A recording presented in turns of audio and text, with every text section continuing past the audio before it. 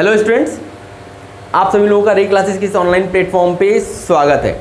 तो बच्चों, हम लोग प्रीवियस क्लासेस में इक्वेशन ऑफ मोशंस पढ़ लिए थे विथ किसकी सहायता से? हम लोगों ने इक्वेशन ऑफ मोशंस को विद द ग्राफ हमने उसको प्रूफ किया था, ग्राफ की सहायता से। ठीक है, तो अभी तक जो हम लोगों ने मोशन पढ़ा है बच्चों, वो हमने पढ़ा है जब हमारा लीनियर मोशन होता है, एक स्ट्रेट लाइन में मोशन होता है, तो उसके बारे में हमने बात की। जो इक्वेशन ऑफ मोशन हमने डिफाइन किए कि v equal to u plus a t, s equal to u t plus half a t square और v square equal to u square plus 2as। ये सब क्या था? जब मोशन हमारा ऐसे हो रहा था, ऐसे। जरूरी तो है नहीं कि मोशन ऐसा ही होगा।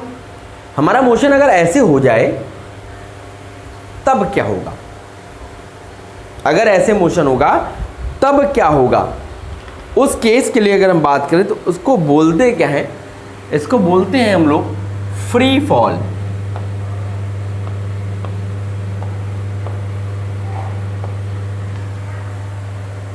फ्री फॉल, फ्री फॉल का मतलब बिना किसी रुकावट के वो गिर रहा है। ऐसे मोशन को हम लोग क्या बोलते हैं? Motion under gravity.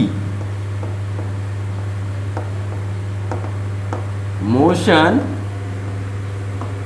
Under gravity,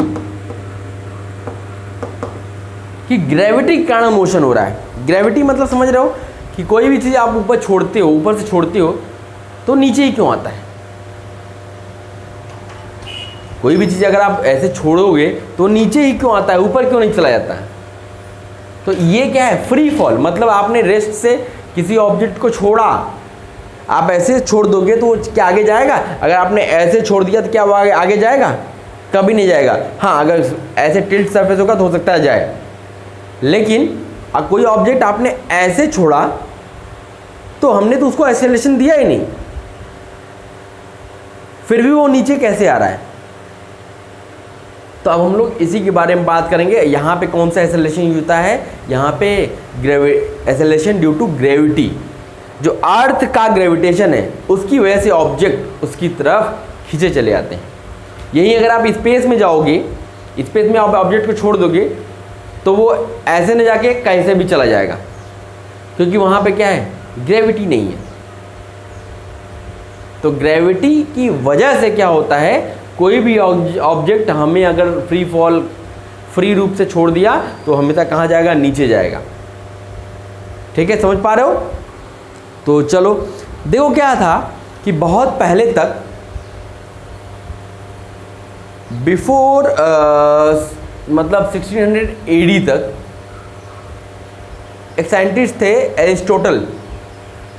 उनका ये मानना था कि अगर एक हैवी ऑब्जेक्ट, एक लाइटर ऑब्जेक्ट आप गिराते हो तो उनका ये मानना था कि हैवी ऑब्जेक्ट जल्दी ही सरफेस पे पहुंच जाएगा। तो बहुत सालों तक यही थियरी चलती रही, लेकिन तब हमारे एक साइंटिस्ट आए, इटालियन फिजिसिस्ट आए, गैलीलियो गैलीलेई। कौन आया?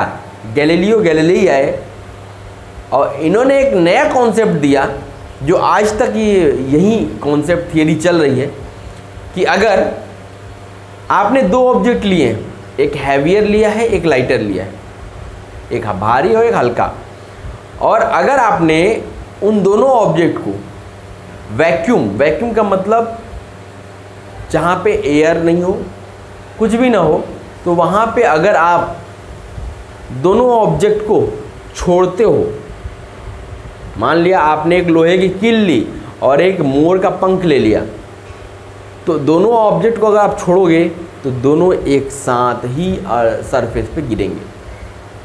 और तब से यही थियरी चल रही है और यही थियरी वाजिब भी है। ठीक है, तो अब हम लोग पढ़ते हैं कि फ्री फॉल का मतलब क्या है। फ्री फॉल का मतलब क्या है? देखो,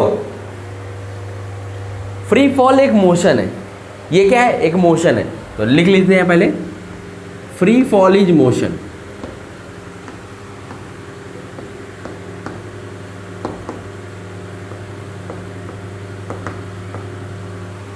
फ्री फॉल क्या है? एक मोशन है of an object subject only to the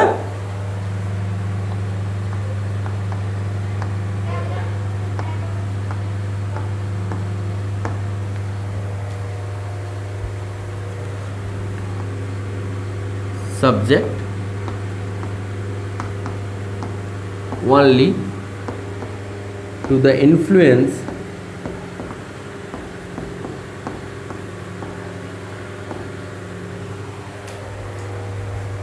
of gravity। ये किसके कारण होता है? ग्रेविटी के कारण होता है। ये किसके कारण होता है? ग्रेविटी के कारण होता है। An object is in free fall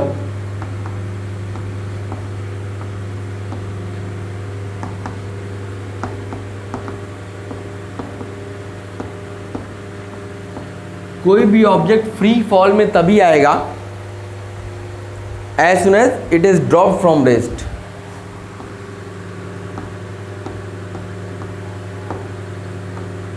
जैसे उसको छोड़ा जाता है रेस्ट से, as soon as it is dropped from rest।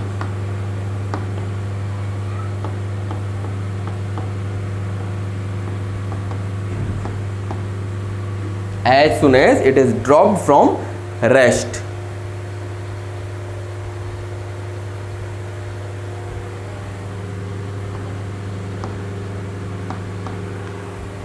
ठीक है,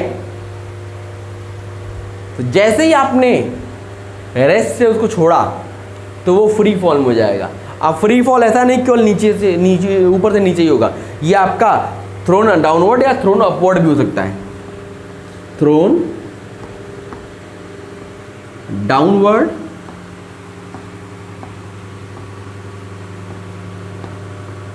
और थ्रोन अपवर्ड।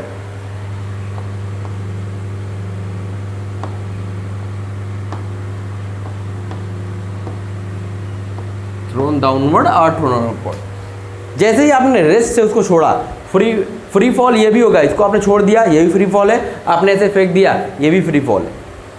ठीक है, तो जैसे ही आप छोड़ोगे तो ये क्या होगा? ये आपका फ्री फॉल काउंट हो जाएगा। और ये किसकी वजह से होता है? ये ग्रेविटी की वजह से होता है। जैसे आप ऐसे ऊपर फेंकोगे तो ये भी फ्री फॉल होगा। क्यों? क्योंकि कुछ हाइट तक जाने के बाद फिर ये नीचे गिरना शुरू हो जाएगा। आपने ऐसे फेंका, लेकिन कोई ऐसे यहाँ तक ले नहीं गया यहाँ पे इसको छोड़ने के लिए, ऐसे फेंका, कुछ देर बाद वो वापस नीचे आएगा, तो भी ये भी फ्री फॉल होगा। ठीक है, चल नोट कीजिए। तो अब यहाँ पे क्या आता है?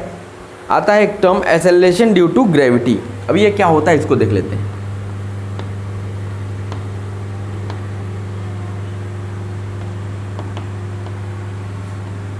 Acceleration due to gravity. Gravity के कारण जो एक्सेलरेशन प्रोड्यूस होता है उसको एक्सेलरेशन ड्यू टू ग्रेविटी बोलते हैं।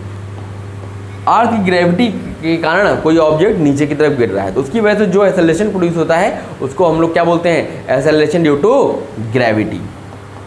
ठीक, तो चलिए इसको भी देख लेते हैं। The constant acceleration of a freely falling body. The constant acceleration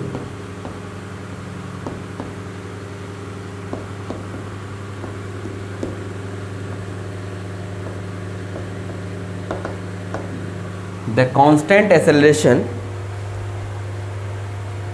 of a freely falling body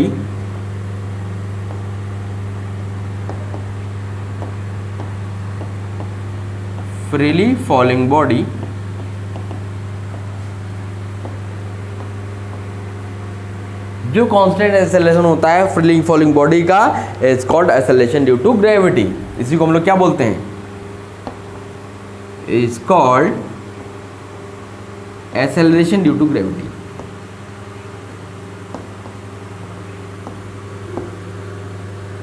is called acceleration due to gravity। ठीक है बच्चों, ये हमारा एक्सेलरेशन ड्यू टू ग्रेविटी। इतना नोट कर लीजिए, फिर इसके बारे में और भी कुछ चीज़ बता दें आपको।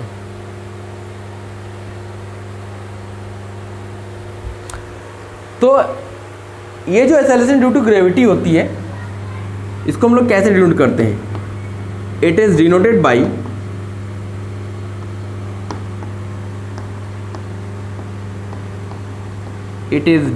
बाई कैसे?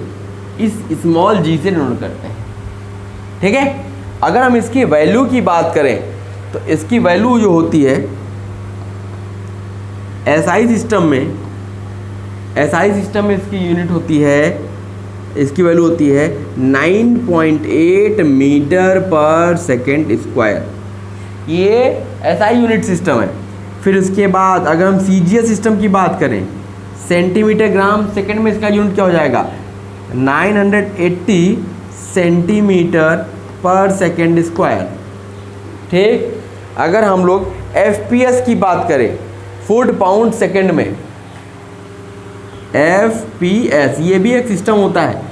F for foot, P for pound, S for second.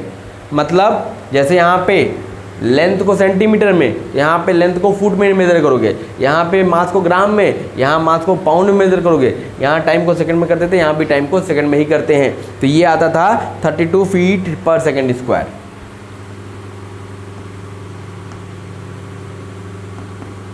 Feet per second square. ये हमारे क्या है? एक्सेलरेशन ड्यू टू ग्रेविटी के वैल्यूज है कि एसआई सिस्टम में इसका वैल्यू 9.8 होता है, उसको स्मॉल जी से हमेशा डिनोट करते हैं, ये याद रखिएगा। It always be represented by small g and its value in SI system is 9.8 metre per second square. In CGS system its value is 980 centimetre per second square and in FPS foot pound second system the value of these 32 feet per second square. This is all about acceleration due to gravity. Note down. Completed. Okay.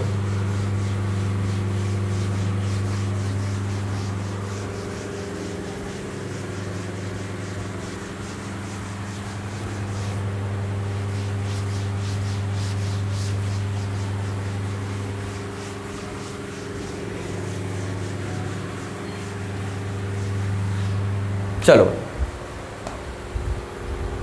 अब बात करते हैं कि जो अर्थ की gravity होती है। देखो, जो हमारी अर्थ की ग्रेविटी होती है, अर्थ ग्रेविटी, ये क्या करती है? Always pulls downward. ये किसी भी ऑब्जेक्ट को नीचे की तरफ खींचती है। Always pulls downward.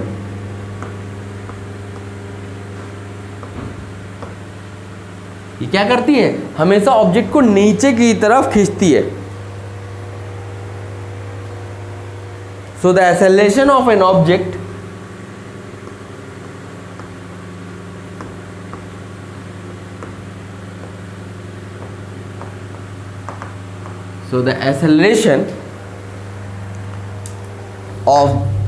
an object G of an object, यहाँ पे हम लोग एक्सेलरेशन की, कौन सी एक्सेलरेशन की बात करेंगे? एक्सेलरेशन ड्यू टू ग्रेविटी की बात करेंगे। In free fall is always downward. अगर फ्री फॉल में है, in free fall is always downward.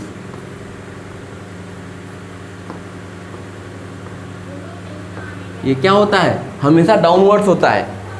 जो जी होगा ये हमेशा, क्योंकि ऑब्जेक्ट को क्या करता है? अर्थ हमेशा नीचे की तरफ खींचने की कोशिश करता है, तो जिसकी वजह से इसका जो एक्सेलरेशन होता है वो किधर होगा? वो हमेशा डाउनवर्ड्स होगा। एंड कांस्टेंट इन मैग्नीट्यूड, और इसका मैग्नीट्यूड भी क्या होगा? कांस्टेंट होगा।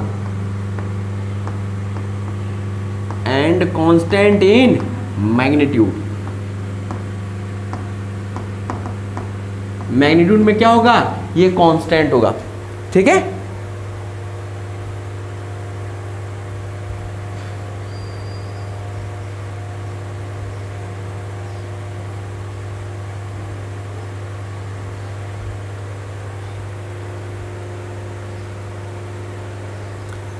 और एक इम्पॉर्टेंट चीज़ ये है कि जब ऑब्जेक्ट नीचे की तरफ गिरता है, when an object released from rest its speed is increasing, जैसे जैसे वो नीचे की तरफ बढ़ेगा उसकी स्पीड बढ़ती जाएगी। और अगर आपने ऑब्जेक्ट को नीचे से ऊपर थ्रो किया है तो अब क्या होगा, वहाँ पे उसकी स्पीड धीरे धीरे क्या होगी, कम होगी, क्योंकि जैसे जैसे ऊपर जाएगा उस पर क्या अप्लाई होगा, एक्सेलरेशन ड्यू टू ग्रेविटी, वो नीचे की तरफ खींचने की कोशिश करेगा, जिसकी वजह से उसकी स्पीड क्या होगी, घटती जाएगी। तो ये भी इंपॉर्टेंट चीज़ है, इसको नोट कर लीजिए। If the object is moving downward,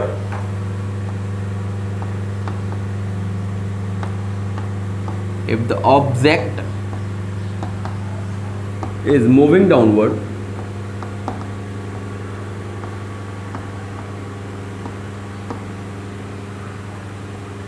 if the object is moving downward, the acceleration makes its speed up.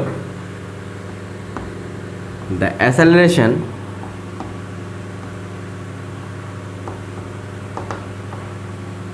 makes its speed up.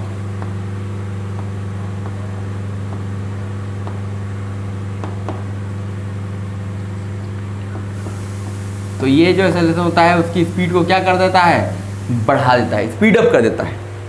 ठीक है, if it is moving upward, ये डाउनवर्ड मूव कर रहा है तब उसकी स्पीड क्या होगी, बढ़ जाएगी। If it is moving upward, अगर ये ऊपर की तरफ मूव कर रहा है, आपने कोई ऑब्जेक्ट ऊपर की तरफ थ्रो किया है, the downward acceleration makes it slow down. The downward acceleration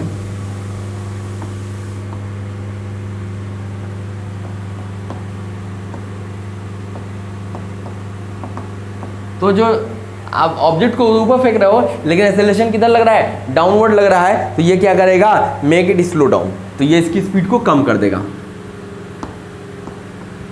make it speed slow down.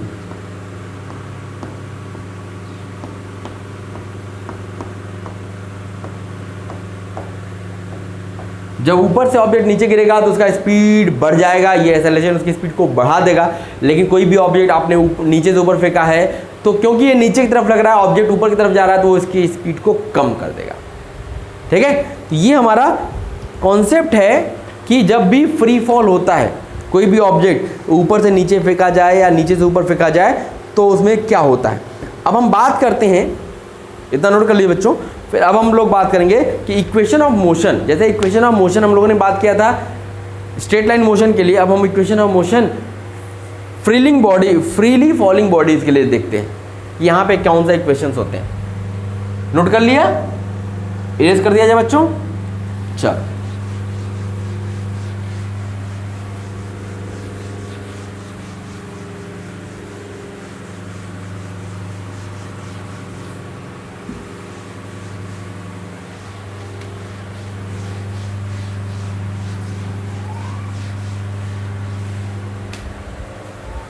चलो भाई, हम लोग लिखते हैं equation of motions of freely falling bodies.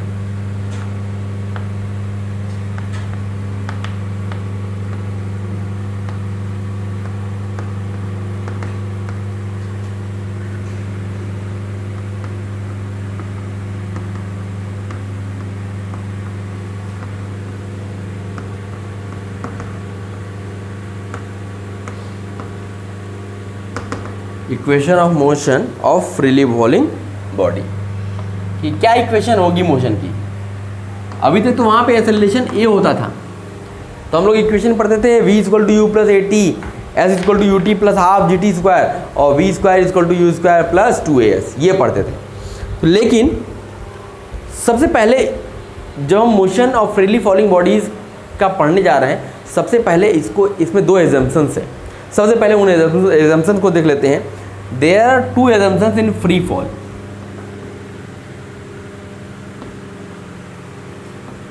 There are two assumptions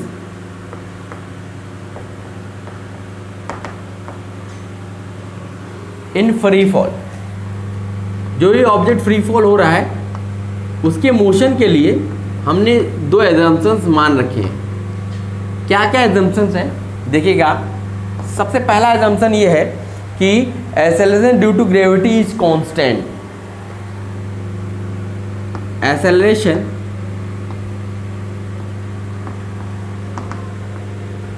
due to gravity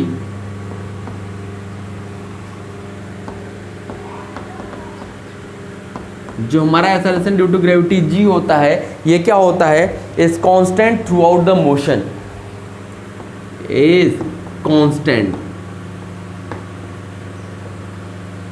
जैसे हम लोग का, जब हम लोग वो मोशन पढ़ते थे, स्ट्रेट लाइन मोशन पढ़ते थे, तो वहाँ पे क्या होता था, वहाँ पे जैसे जैसे स्पीड बढ़ती थी तो एक्सेलरेशन भी चेंज होता था।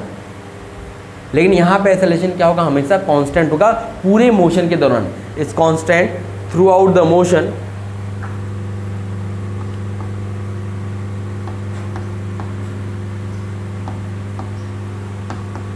Through out the motion. पूरे मोशन के दौरान ये क्या होता है, कांस्टेंट होता है। And it acts vertically downward, and it acts vertically downward, और ये केवल नीचे की तरफ लगता है हमेशा। हमेशा ये नीचे की तरफ लगेगा, चाहे ऊपर से ऑब्जेक्ट थ्रो करो चाहे नीचे से ऑब्जेक्ट थ्रो करो, हमेशा ये वर्टिकली डाउनवर्ड ही लगता है। ठीक है। दूसरा एजम्पशन क्या है, दूसरा एजम्पशन ये मान लिया गया है कि air resistance is in negligible. Air resistance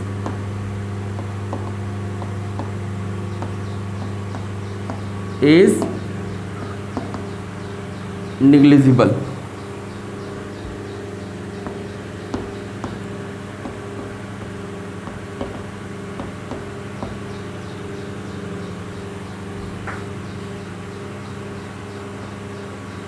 negligible, air resistance negligible का मतलब है कि हवा का कोई भी रेजिस्टेंस नहीं है। जैसे क्या होता है, कोई ऑब्जेक्ट नीचे गिरेगा तो हवा भी है, हवा के पार्टिकल्स भी से उसको क्या करेंगे, रोकने की कोशिश करेंगे, लेकिन हमने उस रेजिस्टेंस को मान लिया कि नहीं है, मान लिया हवा है ही नहीं। ठीक है, ये मान के फिर सारे इक्वेशंस डिफाइन किए गए हैं। अब देखो, अब इसमें हम बात करते हैं, हम इक्वेशन ऑफ मोशन की बात कर रहे हैं। अब हम इसमें केस 1 पढ़ेंगे। अब केस 1 क्या है, case 1, an object thrown vertically upward. हमने कौन सा केस लिया है, an object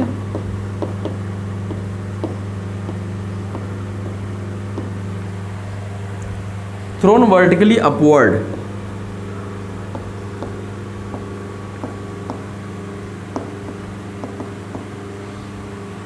thrown vertically upward.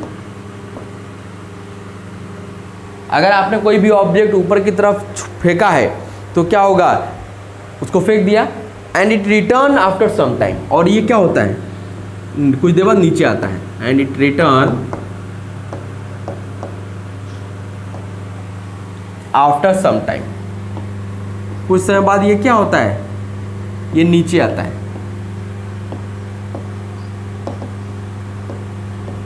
कुछ समय बाद ये क्या होगा, ये नीचे आएगा। तो ये हमारा पहला केस है कि हमने एक ऑब्जेक्ट को ऊपर की तरफ थ्रो किया और ये ऑब्जेक्ट कुछ देर बाद नीचे की तरफ आ रहा है। ठीक है, चलो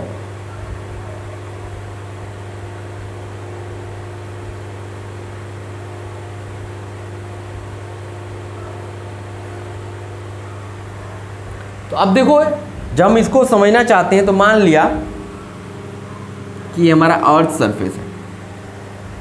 ठीक, हमने क्या किया, हमने एक बॉल ली और उसको थ्रो किया। हमने एक बॉल ली और इसको थ्रो किया।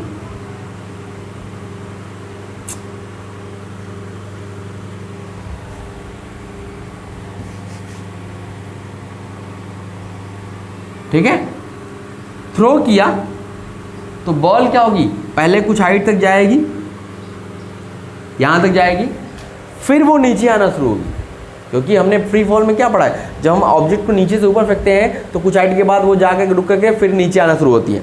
तो देखो अब हम ऊपर की तरफ फेंक रहे हैं तो इसका मतलब हमें अपनी तरफ से स्पीड देनी होगी। तो हमने मान लिया इनिशियल स्पीड हमने दे दी u, इनिशियल स्पीड हमने दे दी u। अब ऑब्जेक्ट क्या हुआ, ऑब्जेक्ट यहाँ तक गया, यहाँ पे जाके रुक जाएगा, ठीक है।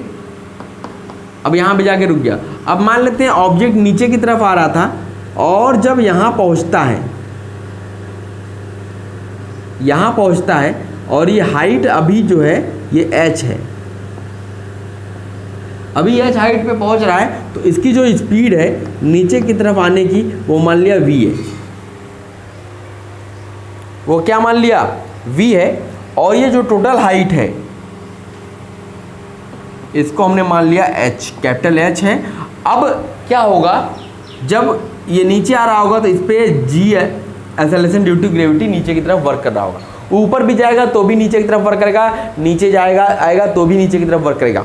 तो अब देखो क्या होता है, जो हमारा इनिशियल वेलोसिटी था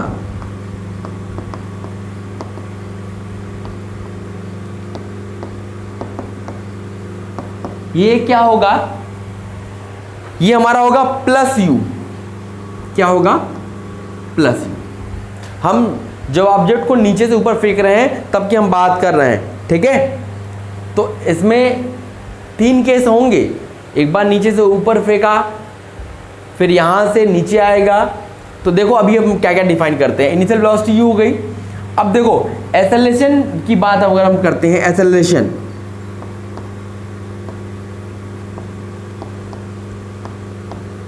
जब हम एक्सेलरेशन की बात करते हैं तो हमने लिखा है वर्टिकली अपवर्ड, हमने थ्रो किया वर्टिकली अपवर्ड तो यहाँ a की वैल्यू क्या हो जाएगी -g, क्योंकि जब ऊपर की तरफ जाएगा तो नेगेटिव g लगेगा, जब नीचे की तरफ आएगा तो पॉजिटिव g लगेगा, ठीक है। और डिस्टेंस ट्रेवल्ड, हमने डिस्टेंस ट्रेवल्ड जो मान लिया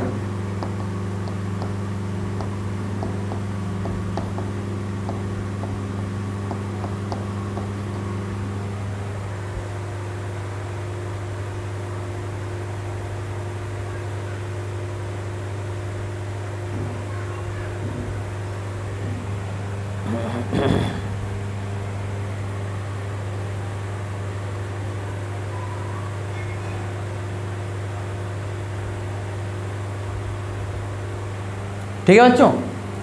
डिस्टेंस ट्रेवल्ड हमने मान लिया कि h, ये जो h डिस्टेंस था हमने मान लिया h डिस्टेंस ये ट्रेवल कर रहा है, ठीक। अब देखो हम लोग फर्स्ट इक्वेशन ऑफ मोशन क्या पढ़े थे,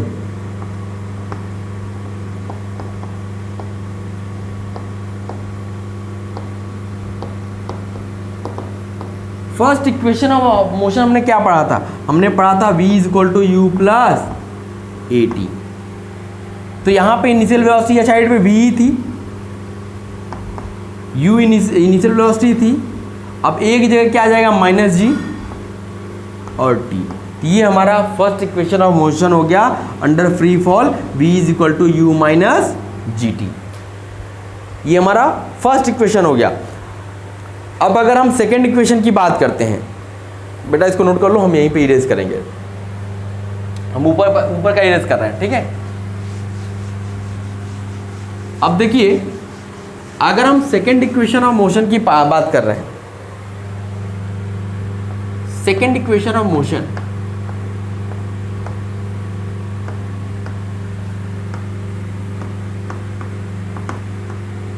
सेकेंड इक्वेशन ऑफ मोशन की बात करें तो वहां पे हमने फॉर्मूला क्या पढ़ा था, s = ut + ½ at², यही पढ़े थे। अब यहाँ पे चेंज क्या हो गया कि डिस्टेंस ट्रेवल्ड अब हमने h ले लिया है, तो ये हो गया h, u तो पॉजिटिव ही था, ut रह जाएगा, बस यहाँ a की जगह क्या आ जाएगा -g, इसकी वजह से ये हो जाएगा -½ gt²।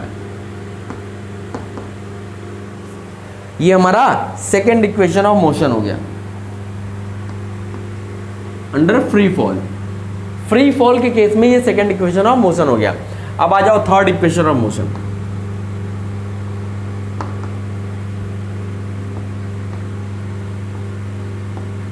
जब हम थर्ड इक्वेशन ऑफ मोशन की बात कर रहे हैं तो वहां थर्ड इक्वेशन क्या पढ़ा था, v square equal to u square plus 2as। तो v और u तो एज इट इज़ है, बस a और s की वैल्यू चेंज हो गई। यहाँ हो गया v square is equal to u square, अब a की जगह आया माइनस जी, तो ये हो जाएगा माइनस 2g, s की जगह आ गया h। ये हमारा थर्ड इक्वेशन ऑफ मोशन है। तो ये याद रखिएगा कि हर जगह क्या होगा, बस माइनस से रिप्लेस हो जाएगा और a की जगह g आ जाएगा, s की जगह h आ जाएगा। तो इससे हमने तीनों इक्वेशन ऑफ मोशंस डिफाइन कर लिया अंडर फ्री फॉल। ठीक है, तो इसमें और भी कुछ चीज़ें बची हैं, लेकिन उसको हम लोग अगली क्लास में पढ़ेंगे। मैं आपको पूरा एक्सप्लेन करूंगा फिर से। ठीक है, इसको नोट कर लीजिए, फिर हम लोग अगली क्लास में मिलते हैं। तो इसके आगे अभी हम लोग टाइम पढ़ेंगे, time taken to reach maximum height, कितना टाइम लगेगा इस हाइट तक पहुंचने में, मैक्सिमम हाइट तक पहुंचने में कितना टाइम लगेगा। फिर हम पढ़ेंगे total time of journey, total time कितना लगेगा, मतलब यहाँ से यहाँ जाने और यहाँ से यहाँ आने में कितना टाइम लगेगा। फिर मैक्सिमम हाइट है इजिप्ट, ये हाइट कितनी होगी ये निकालेंगे। तो इस हिसाब से सारी चीज़ों को हम लोग अगली क्लास में पढ़ते हैं। फिर हम लोग केस 2 पढ़ेंगे इसका, जब ऑब्जेक्ट हम लोग ऊपर से फेंकेंगे, अभी हमने नीचे से फेंका है, तब के लिए देखा ये फॉर्मूला आ रहा है। ठीक है, तो अगली क्लास में मिलते हैं बच्चों। Okay, thank you.